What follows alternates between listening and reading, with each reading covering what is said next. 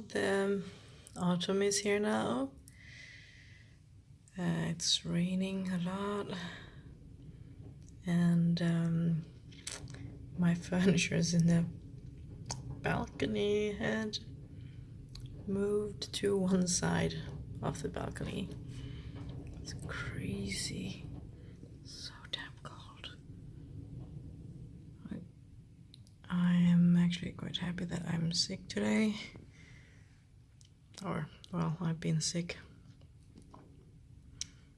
A little bit, like, not very well for a while now, and now my body's going full on crazy. But better now than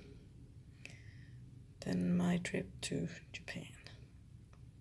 Yes, but this is crazy.